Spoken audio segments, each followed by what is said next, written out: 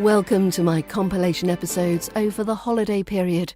A quick reminder that I'm keeping the price of the British Accent Bundle at its Black Friday price, so do join while the offer is still on, learningbritishaccent.com/bundle. And once you've done that, here's the show. Section 1. Contract or conTRACT. One word, two personalities. Ever noticed that some English words change meaning depending on which syllable you stress? Contract is one of those delightful pronunciation booby traps. So we have contract, the noun, conTRACT, where the stress falls on the first syllable. I signed the contract yesterday.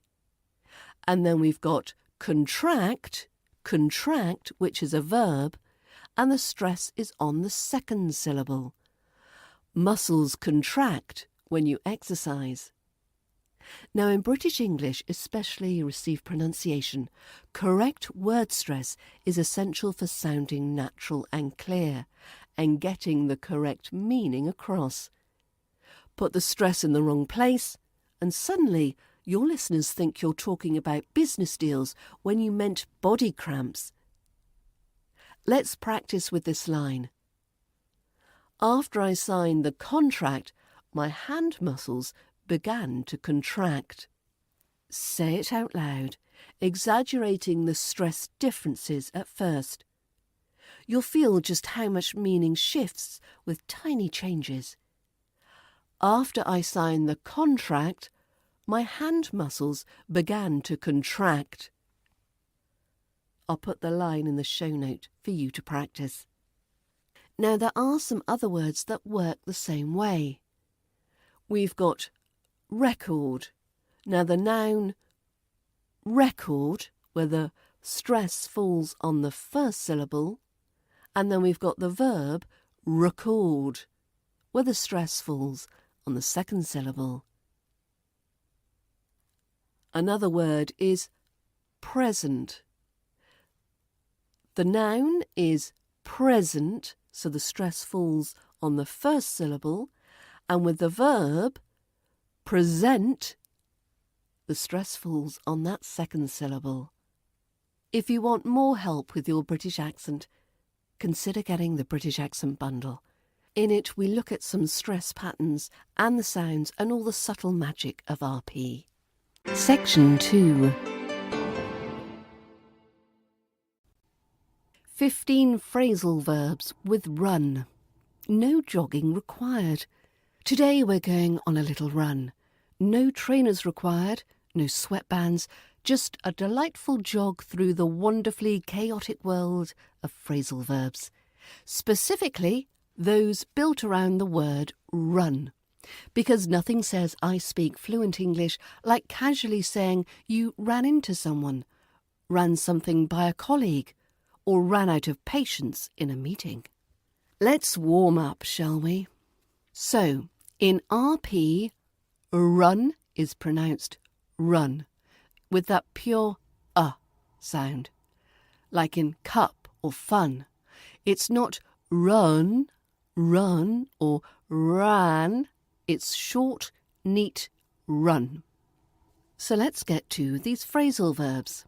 Number 1, run into someone. This is when you meet someone unexpectedly. I ran into Sarah at the garden centre. Small world. Number 2, run into, usually a problem, which means to encounter difficulty. We ran into a few issues with the printer. Number 3, run out of something. Run out of something. Have nothing left. We've run out of tea bags. This is a national emergency. Out of often sounds like out of when you say it conversationally in fast speech. Out of, out of. Number 4, run by someone. This means to tell someone an idea to get some feedback. For example, can I run this idea by you later? Can I run this idea by you later? Number 5, run over something. This means to review quickly. Let's just run over the plan one more time. Let's just run over the plan one more time. Number 6, run over someone. This means to hit someone with a vehicle. She nearly ran me over in the car park. Number 7, run off with. Run off with. So this could mean to steal something. Someone ran off with my sandwich from the fridge. Someone ran off with my sandwich from the fridge. Number 8, run late. Run late. This means to be behind schedule. Sorry I'm running late. Train delays, of course. Number 9, run around. Run around, which means to be busy and active. I've been running around all day getting things sorted. I've been running around all day getting things sorted. Number 10, run away. Run away. This means to leave suddenly, often to escape. She ran away from home at 16. She ran away from home at 16. Number 11, run on. Run on, which means to be powered by something. This car runs on electricity. This car runs on electricity. Number 12, run through. Run through, which means to practice or rehearse. Shall we run through the script one more time? Shall we run through the script one more time? Number 13, run down. Run down. This is to quickly explain or list. Here's a quick rundown of tomorrow's schedule. Here's a quick rundown of tomorrow's schedule. Number 14, run down. When you're referring to someone rather than something, means to criticise or insult. Stop running yourself down. You're doing great. Stop running yourself down. You're doing great. And finally, number 15, run up. This generally means to accumulate expenses. We ran up quite a bill at that little pub in Devon. We ran up quite a bill at that little pub in Devon. Now these expressions pop up everywhere, from TV scripts to business meetings. And if you want to sound natural, they're worth running through a few times. And of course, they sound so much better in a polished British accent. Inside my British accent bundle, you'll find pronunciation practice, mouth position guides, audio drills and more, all tailored to make you sound like you were raised on crumpets and sarcasm. Fancy a little upgrade? Go on, run with it. learningbritishaccent.com/bundle. Imagine you're a business owner relying on a dozen different software programs. Each one is expensive, overly complicated, and worst of all, none of them are connected. It can be incredibly stressful, right? Now, picture Odoo. CRM, accounting, inventory, manufacturing, marketing, HR, and more. Odoo brings all the tools your business needs into one simple platform, and all seamlessly connected. Everything works together, giving you the peace of mind that your business is running smoothly from every angle. Odoo's open source applications are user-friendly and designed to scale with your business, saving you time and money. Say goodbye to juggling multiple platforms and hello to efficient integrated management. Stop wasting resources on complicated systems and make the switch to Odoo today.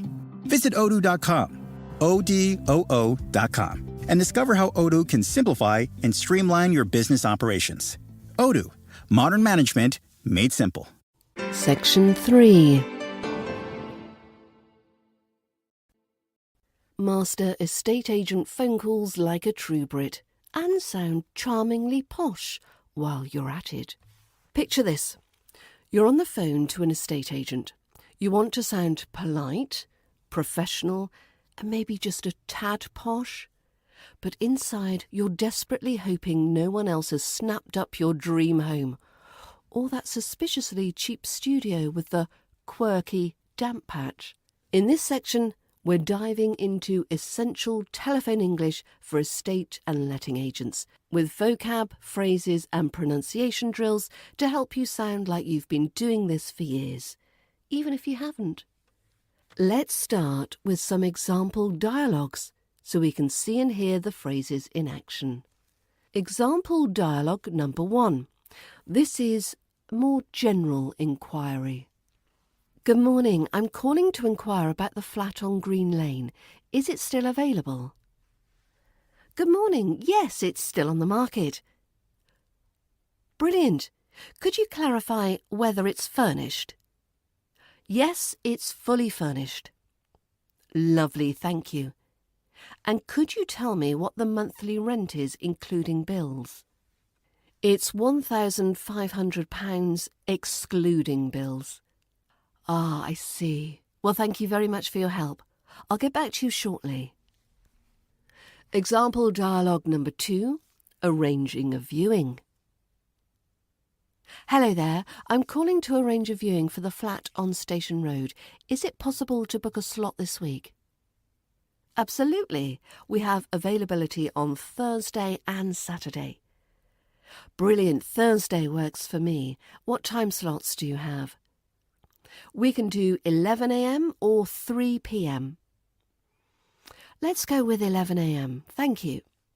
Great. I'll pop you in for Thursday at 11. Lovely. Could you email me the exact address and any parking information? Of course. I'll send that over shortly. Thanks ever so much. Have a good day. Example dialogue number 3. Making an offer. Hi there. I'm calling regarding the house on Church Lane. I'd like to put forward an offer. Lovely. What figure did you have in mind? I'd like to offer 475,000. I see. The asking price is 525,000. May I ask what's led you to that figure? Absolutely. Well, we've taken into account the work needed on the roof and the outdated kitchen. We'll also need to update the heating system quite soon. So we felt 475 reflects the investment required. I understand. The seller was hoping for offers closer to the asking price, but I'll certainly pass this on. Thank you. I really appreciate that. It's our best and final offer at this stage, but we remain flexible on the completion date, if that's helpful. Well, that's good to know. Would you be able to send proof of funds and your solicitor's details?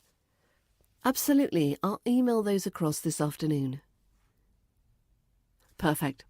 I'll present the offer and come back to you as soon as I hear. That would be brilliant. Thank you so much for your help today. Okay, let's do a pronunciation drill. Target words. Property. Property. Property. Property. Offer. Offer. So in property, we've got the sound in the middle, and in offer, we've got the sound at the end. Figure. Figure. Again, figure has that schwa sound at the end. Solicitor. Solicitor. Solicitor. So we're emphasizing that second syllable there. Solicitor. Solicitor. So repeat these slowly at first, then gradually build up the speed. So we've got property, offer, figure, solicitor. Let's do a bit of linking practice. Listen to this sentence. I'd like to put forward an offer. Now we'd naturally say it, I'd like to put forward an offer. I'd like to put forward an offer. So we're running the to and the put together. To put. To put. We're running the forward an offer together. Forward an offer. So the an is reduced to n. I'd like to put forward an offer. I'd like to put forward an offer. Sentence number 2. We've taken into account. And we would naturally say it, we've taken into account. We've taken into account. We're joining the taken and into together, linking that together. We've taken into. We've taken into account. What about the intonation when we say, I'd like to offer 475,000. Now, how would we say this naturally? I'd like to offer 475,000. So that slight rising tone at the end makes it sound more polite. I'd like to offer 475,000. The rising tone at the end makes it sound more polite. Okay, let's do some quick drills sentences. Repeat each line 3 times. I'll put these in the show notes so you've got them there to read. First, do it slowly and clearly and naturally with all the linking features. So, I'd like to put forward an offer. I'd like to put forward an offer. I'd like to offer 475,000. I'd like to offer 475,000. We've taken into account the work required. We've taken into account the work required. It's our best and final offer at this stage. It's our best and final offer at this stage. Thank you. I appreciate your help. So let's have some bonus British softness. So, I just wanted to double check. I just wanted to double check. Would you mind sending that over? Would you mind sending that over? And that would be brilliant. That would be lovely. That would be fantastic. Throw in a cheerful adjective to keep spirits high.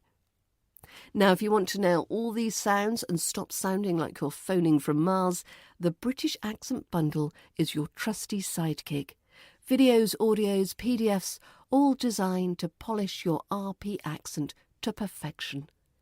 Go to learningbritishaccent.com/bundle. And happy house hunting or flat hunting. Section 4. Role play. You've lost your luggage at Heathrow. What do you say? Welcome to Heathrow Airport, Terminal 5. You've landed safely. You've managed not to spill tea down your front on the plane. You even remembered your manners through passport control. And then? No suitcase. Just a sad, empty conveyor belt turning like a slow-motion game of Russian roulette with Samsonite. This is your moment. A true test of British patience, RP pronunciation, and sheer passive-aggressive brilliance. So what do you say when your luggage has been lost and you still want to sound polite, professional, and very, very British? So let's role-play it out. You, your missing pants, and an overworked baggage handler named Sharon. Step 1. Stay calm. Use a classic British opener. Excuse me, sorry to trouble you. So excuse, don't crush that vowel. Sorry should be soft and short. Avoid that long American R. Sorry, sorry. You're not barging in, you're gently interrupting with an apology, even though you're the one who's been wronged, naturally. Step 2. Explain the situation, vaguely and politely. My bag doesn't appear to have arrived. Translation, it's missing, but I shan't kick up a fuss yet. RP tip, doesn't should have a clear D at the start, and the T at the end should be a crisp stop, not swallowed. Doesn't. Appeared should glide. Keep it elegant. Appeared. Or some alternative phrasing, I think my luggage may have been mislaid. Bonus points for sounding like you're talking about a lost glove, not everything you own. Step 3. Ask a very British question. Would it be possible to check if it might still be on the aircraft? RP tip, would it be? Pause slightly between the words. Would it be possible? Would it be possible to check if it might still be on the aircraft? Possible? Possible. No buzzing z sounds, please. Possible. Alternatively, you could say, is there a form I might fill in by any chance? Because forms fix everything. Step 4, the icy smile. It's not a phrase, it's a look. Raised eyebrows, slight nod, and a firm but polite, I see, right. Well, thank you for your help. RP tip, right is clipped. Right. No American drawl here. Well can be slightly elongated for dramatic effect. And it's thank you, not thank you. Make those th sounds sparkle. So let's practice this as a dialogue. So you will start by saying, excuse me, sorry to trouble you. I think my luggage may have been mislaid. Sharon? Exhausted but trying. Oh, was it on the 14:30 from Madrid?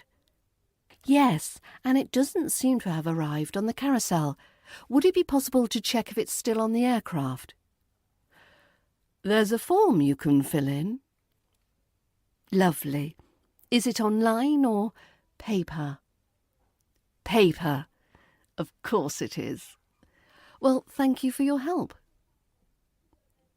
So I'll put the full dialogue in the show notes so you can practice both sides of the conversation. Now, a final thought. It's one thing to know what to say, it's another to say it like a Brit, with all the effortless restraint, soft consonants and icy civility of someone whose shampoo is currently circling the skies somewhere above Belgium. If you'd like more help fine-tuning your pronunciation, your intonation, and natural-sounding British phrasing, situations like this, and far less ridiculous ones, you'll find everything you need in my British Accent Bundle. It's packed with audio, video, PDFs, and the real-world phrases you actually need to sound like a proper Brit, even when your suitcase isn't pulling its weight. Go to learningbritishaccent.com/bundle. Thanks for listening, and I hope you can join me back here same time next week. Bye for now.